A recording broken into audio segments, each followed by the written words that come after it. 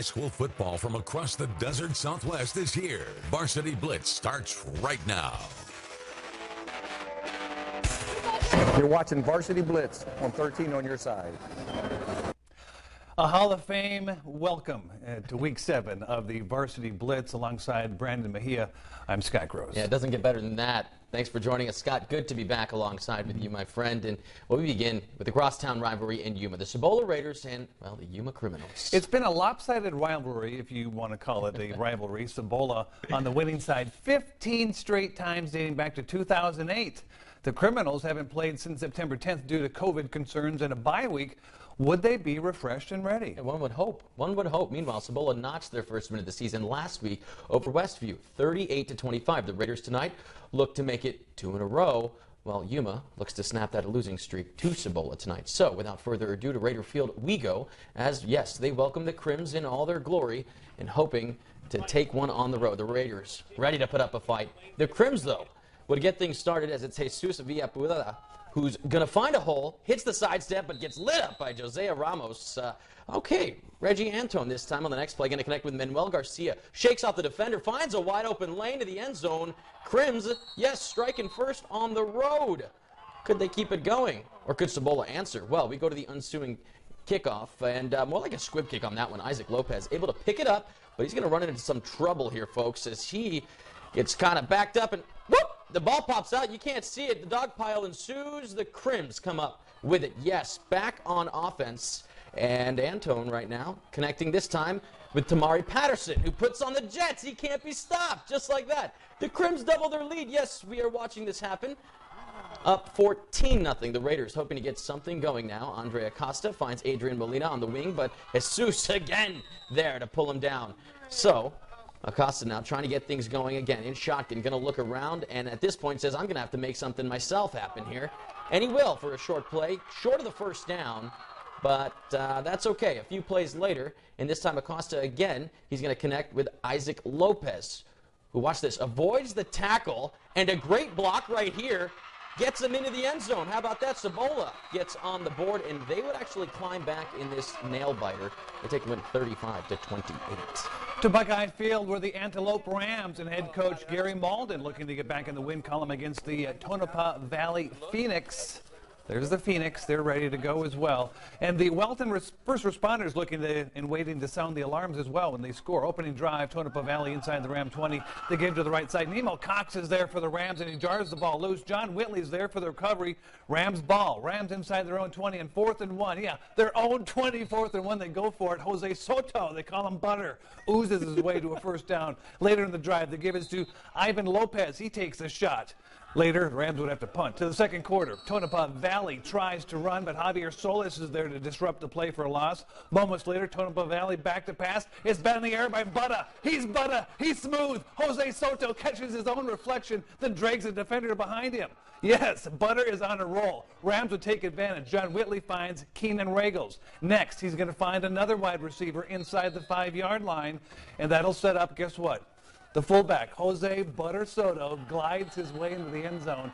Antelope on board first, and they go on to win this one by a score of 24-6. I like what I see. We go to Wardfield as the Dogs host Coach Rookie Pena and the Central Spartans, a packed crowd on hand with the winner making an early case for the IVL title. On Central's first quarterback drive, Damian Rodriguez drops back, and then he's dropped. That's Diego Garello making the play and pushing the Spartans way back for a 3rd and long, but they would gain ground and put it on the ground here with Charlie Sullivan, who barrels his way to pick up the first down on 4th down, the second 4th down conversion on the drive for Central. Yes, next play, Rodriguez gonna hit him with the pump fake and fakes out the cameraman, but doesn't fake out Andrew Rivera.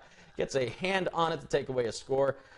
That's all right. 2 plays later, they go right back to the air game, and Rodriguez throws a strike to Gavin Marini for 6. Beautiful grab for the junior, and the Spartans strike first. How about that? After Calexico's offensive stalled on their first drive, they set up a punt, but oh no, that ball takes a rough bounce, deflects off Elijah Perez, live ball, and Andres Ramirez jumps on top of it, a potential momentum swinger deep in Spartan territory now.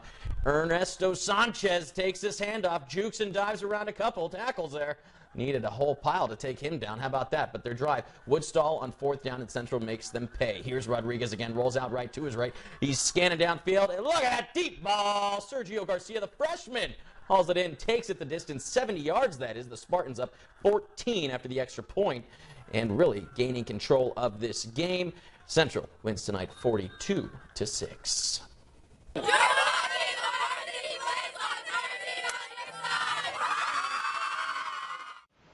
Did you know breast cancer kills more than 41,000 people every year in the U.S.? That's 113 people every day. That's unacceptable. African American women die from breast cancer nearly 41% more than Caucasian women. That's unacceptable. Nearly 250,000 men and women in the U.S. Will be diagnosed with breast cancer this year. That's unacceptable. Breast cancer is the leading cause of all cancer deaths for Hispanic women. Breast cancer is unacceptable. Unacceptable. Unacceptable. Unacceptable. Help us save lives. Together with Susan G. Komen, we're committed to reducing U.S. breast cancer deaths by half. And we're going to do it by 2026. Support Susan G. Komen. Join our fight. Save lives. Visit komen.org/unacceptable. Failure is unacceptable. Every picture has a story. At Doctors Without Borders, it's our mission to change those stories. Because thousands of children are still dying of measles. We're there with preventative medical care.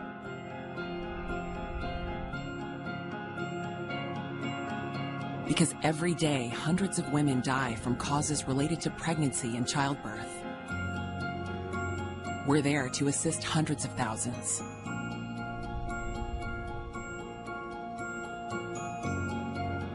Because in some countries, there are only 1 or 2 mental health professionals. We're there to provide support, counseling, and clinical care. It's your care and compassion that make this happen. Picture the impact we can have together. Addiction doesn't have to chip apart your family and destroy your life. Before you lose your job, your family, your life, call Crossroads Mission for a free addiction assessment. Crossroads Mission has multiple services to stabilize family members and help piece your lives back together. Beating addiction starts with a desire to change. You can become the person you are destined to be. For advice, help, or hope, call 928-328-8082. You're watching Varsity Blitz. The best highlights, the best plays, continuing right now. And welcome back. It is week 7 of the Varsity Blitz. Scott Gross along with Brandon Mejia. Last night was a special Thursday night edition of prep football with the Imperial Tigers traveling to Burger Field to take on the undefeated Holtville Vikings. Yeah, Holtville entered the game 5-0 and well-rested coming off their bye week last week. Meanwhile, the Imperial Tigers came to Holtville riding a 3-game win streak, and there was a lot on the line last night. Imperial, a 3A school, is much larger than a 5A Holtville Vikings squad. And they certainly, didn't want to fall to a team many feel they should beat. Holtville, on the other hand, was in search for its first ever win against Imperial under head coach Jason Turner. That dates back to 2018. Let's find out what happened, shall we? The Burger Field and the student section in full force, along with these little buckaroos for Pop Warner Day, cheering on the 5-0 Vikings at home against the 3-2 Imperial Tigers. Opening kickoff is going to be fielded by Holtville's Dorian Mays. And check this out. At the 20-yard line, he's going to run all the way to his sideline, to his own 20-yard line. Then he's going to turn it upfield, make a few moves, get a few blocks, and Mays is loose. It's an 80-yard touchdown run to start the game. Holtville would get the 2-point conversion. They're up 8-0. On Imperial's second drive of the game, C.J. Tiernan takes the handoff off the right side and scampers for a 20-yard first down before he's ushered out of bounds. Later on the drive, it'll be Seth Shaw burrowing his way down to the 1-yard line. And on 4th and goal, Reese Vindiola passes to Zach Ray, who can't hang on to the ball. Peyton Eiton is there too. Vikings break it up. They make a defensive stand.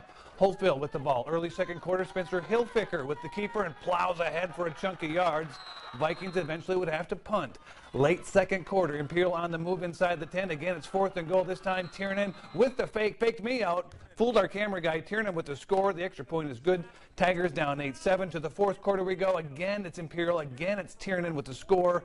Late, 14-8. That is your final score. Hard-fought defensive battle in Holtville.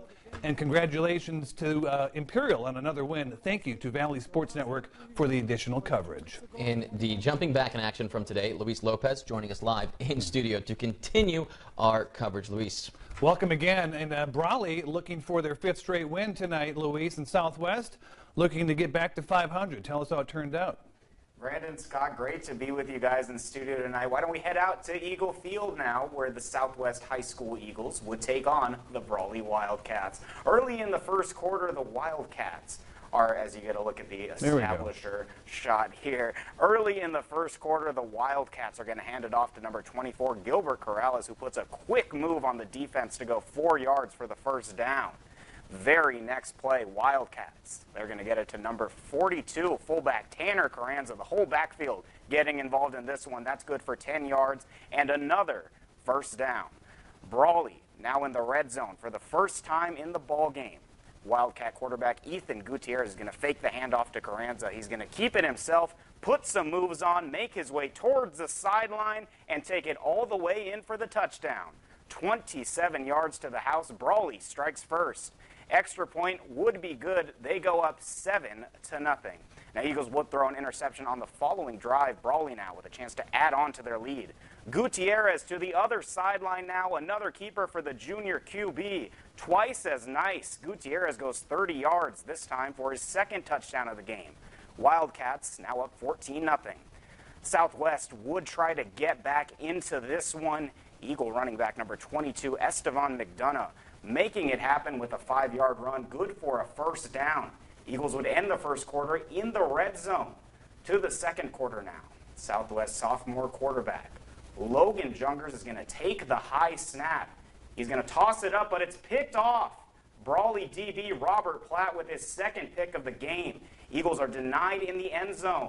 Brawley dominates in this one. They take the Eagles down by a score of 50-6. We take you to Veterans Field now as the Hornets look to keep their 2-game winning streak alive as they welcome Palo Verde. And the Yellow Jackets putting on the pressure. Calipatria early. Kalen Sotelo able to bring him down inside the 10. Next play, the Yellow Jackets are going to blast through this front line. Pow! There it is, and they're going to get the touchdown. Extra point is going to be coming up. Palo Verde having their way with this one. The extra point splits the upright 7-0. Now, it's going to be the kickoff. And Calipatria, the Hornets, will take it inside their own 20-yard line. It's going to be a decent return to their own sidelines, and they'll set up shop right there. Jacob Zendejas and the Hornets offense come out. Zendejas takes it himself, moving the chains to the 48-yard line. They would eventually turn it over, however, in that drive.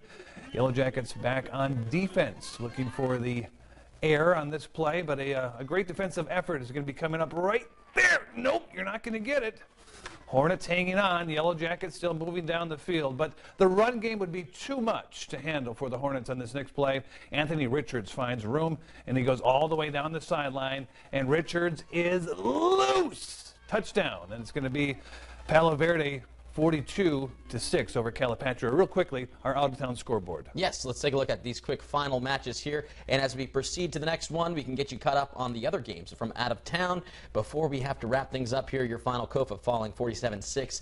And, of course, one last game to show you Gila Ridge falling as well. San Pasqual keeping it close, but taking a loss as well. We got to leave you with this, though. We got to leave you with today's best. Yes, today's best. And there's the main man, Omar, in the control room. He's pushing all the right buttons for you. Thank you to everybody. Luis, Rob Fram, Cole Johnson. We had Jonathan Busco, who does a lot of our graphics for us. Marina. George Montanez. Yes. The list goes on and on. Wouldn't be possible without Adam you guys. Adonis helping with the scoreboards. Bosco, absolutely. Another successful Week 7 in the books, folks. Omar keeping it going.